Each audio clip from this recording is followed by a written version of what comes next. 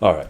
Today, we're going to be talking about video games, specifically 2023, and how it was quite possibly one of the most overrated years ever for video games. Everyone wants to sit here and act like 2023 was such a special year. Video games are coming back. Sure, we've had a lot of bad ones this year, but we've had great ones. I would argue that the great ones weren't that great. It's just that we've had such an underwhelming year, not year, years of video games, that the fact that we got a few decent ones in makes it seem like this year was so amazing.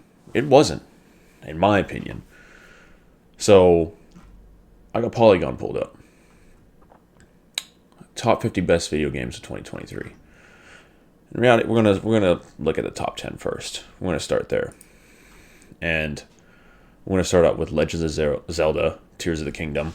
And I will say, Legends of Zelda, Tears of the Kingdom is a good game. But it's literally the same game as the last Legend of Zelda. Just more. And sure, some people want that. But I feel like nowadays, everything is just a rehash of something like beforehand. When I was younger, when I was playing video games, everything was new.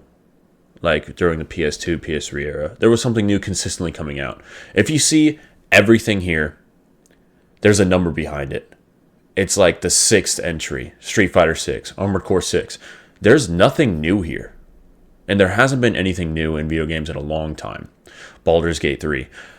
I can't say that I care for it. It's not a genre I care for. If you guys enjoyed it, fine. But I didn't care for it. And apparently that was the best game of the year with Legends of Zelda. So we already have 2 games where it's a multiple entry and just not my genre. But I will admit they're good games. But we're talking about people are saying this is one of the best years for video games ever. Alan Wake 2. Just another story game, cutscene, left and right, all these cutscenes. Barely a video game. Might as well be a movie with a little bit of gameplay. Super Mario Bros. Wonder, Pikmin 4. Could care less for Nintendo games. Never cared for them. Never will. Okay. Street Fighter 6. Street Fighter 6 was legitimately a good fucking game. But, like I said, Street Fighter 6. There's been 6 of these motherfuckers now. Where's anything new? Marvel's Spider-Man 2. Might as well have been Marvel's Spider-Man 1. It was the same fucking game. Basically. There was nothing new from it. Armored Core 6. Once again, whatever. It's the 6th one. I'm tired of... There's nothing new. Nothing. Let's look at the top 25. Resident Evil 4 Remake. Could you imagine? Octo Travel 2. Dead Space. Another remake. Final Fantasy 16. 16 of those motherfuckers. Cyberpunk 2077 Phantom Liberty is legitimately fucking good. It is really good. This is a game that came out, 3 years ago now? It's a DLC. I don't know any of these games. Dredge, I've heard great things about.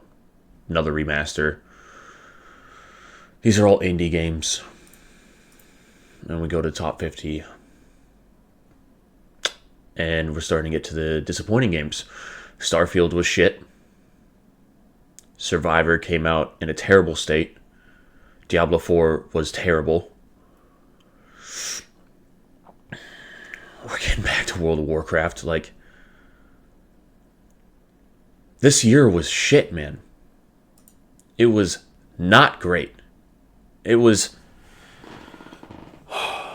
so average. It was such an average year for video games. But we've been so conditioned every single year to just think, wow, this is going to be so disappointing that if we get anything halfway decent or just barely enjoyable, you know, above the norm, above the Far Cry 6s, above all these mediocre games we keep getting every single year, the Call of Duties, we automatically assume, wow, we got something that's a little better than mediocre. Okay, if that's where we are.